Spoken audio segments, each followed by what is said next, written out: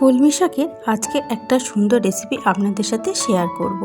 কলমি শাক তো আমরা অনেকেই খেয়ে থাকি, কিন্তু এই কলমি শাককে অনেকে অনেকভাবে রান্না করে থাকে। তো একবার এইভাবে রান্না করে খেয়ে দেখতে পারেন। তো কলমি শাকটাকে আমি ভালো করে আগে বেছে নেব। তার জন্য এখানে একটু কচি কচি রেখে শাকটা নিয়েছি। শাকের গুলো একটু কচি ছিল, তো কিছুটা অংশ ফেলে দিয়ে এইভাবে নিয়ে নিয়েছি। নিয়ে এবার এই শাকগুলোকে একদম সরু সরু করে কেটে নেব। তো শাকটা আমার কাটা হয়ে গেছে, দেখতেই পাচ্ছেন একদম সরু সরু করে কেটে নিয়েছি আমি। আর এর সাথে নিয়েছি কিছুটা পেঁয়াজ আর আলু, একটা বড় সাইজের পেঁয়াজ আর একটা মিডিয়াম সাইজের আলুকে কেটে নিয়েছি। পোস্ত, অনেকটা পরিমাণে পোস্ত নিয়েছি, প্রায় 2 টেবিল চামচের মতো একটু পোস্ত নিয়েছি। সেই পোস্তটাকে এবার এই শুকনো খোলার মধ্যে ভালো করে ভেজে নিচ্ছি। গ্যাসের ফ্লেমটা লো করে রেখে এটা 2-3 মিনিটের মতো এপিট করে ভেজে নেব। পোস্তটার কালারটা একটু চেঞ্জ হয়েছে, এবার পোস্তটাকে তুলে নেব। সেই প্যানেতেই দিয়ে দেবো সর্ষের তেল। রান্নাটা সর্ষের তেলে করলে খুব ভালো হবে, তাই কিছুটা সর্ষের তেল দিয়ে দিলাম।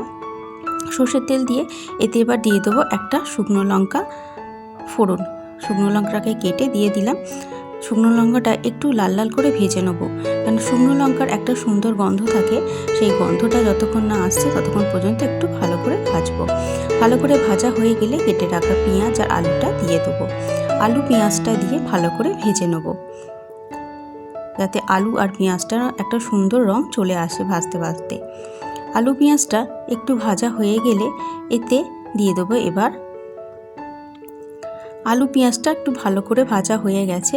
এবার এতে আন্দাজ মতো নুন আর অল্প একটু হলুদ গুঁড়ো দিয়ে দেবো, দিয়ে ভালো করে ভেজে নেব। হলুদ গুঁড়ো আর নুন দিয়ে আলুটা আরও 2-3 মিনিটের মতো ভেজে নিলাম। তো আলুটা ভাজা আমার হয়ে গেছে, দেখতেই পাচ্ছেন। আলুটা ভাজা হয়ে গেলে এবার দেখবো আলুগুলো সেদ্ধ হয়েছে কিনা, মানে আলুটা ভাজতে ভাজতে যাতে সেদ্ধ হয়ে যায় সেরকমভাবে আলুটাকে ভাজতে হবে। তো আলুটা একদম সেদ্ধ হয়ে গেছে, এর থেকে বেশি আর এটাকে ভাজবো না, তাহলে একদম নরম হয়ে যাবে। তো আলুটা ভাজা হয়ে গেলে এবার কুচনো যে শাকটা দিয়ে দেবো। যে শাকটা কুচিয়ে রেখেছিলাম সেটা ভালো করে পরিষ্কার করে ধুয়ে নিয়েছি।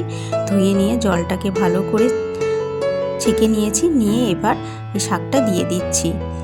দিয়ে এবার এটাকে চাপা দিয়ে দেবো।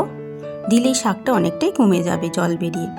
তো 5-7 মিনিটের মতো শাকটাকে চাপা দিয়ে রাখতে শাকটা একদম কমে গেছে, মানে শাক থেকে যে জলটা ছিল সেটা শুকনো হয়ে একদম নরম হয়ে গেছে। শাকটা অনেকটা পরিমাণে কমেও গেছে। এবার এই শাকটাকে উল্টে পাল্টে এইভাবে একটু ভাজতে থাকবো। একটু ভাজা হয়ে গেলে আন্দাজ মতো নুন দিয়ে দেবো আর একটু চিনি দিয়ে দেবো অল্প পরিমাণে, দিয়ে ভালো করে এবার এটাকে ভাজতে থাকবো। কলমি শাক খুব নরম শাক, বেশিক্ষণ ভাজতে সময় লাগে না। আর এই শাকটা একদমই নরম ছিল, তাই বেশিক্ষণ ভাজতে সময় লাগবে না। তো উল্টে পাল্টে ভালো করে শাকটাকে ভেজে নিয়েছি। দেখতেই পাচ্ছেন শাকটা একদম ভাজা ভাজা হয়ে গেছে। এবার এতে দিয়ে দেবো কিছুটা বাদামকে ভেঙে রেখেছিলাম, মানে ভাজা বাদামকে গুঁড়ো করে রেখেছিলাম, সেটা দেবো। আর এখানে মটর ডালের বড়ি একটু ভেজে গুঁড়ো করে রেখেছিলাম, সেই বড়ি ভাজাটা দেবো। আর দেবো পোস্ত, যে পোস্তটা ভেজে রেখেছিলাম সেই ভাজা পোস্তটা দিয়ে দেবো। এই 3টে উপকরণই এই শাকটা অসাধারণ খেতে লাগবে। এবার এই 3টে উপকরণ দিয়ে খুব ভালো করে এবার ভাজতে থাকবো শাকের সাথে, যাতে খুব ভালো করে এগুলো মিশে যায়।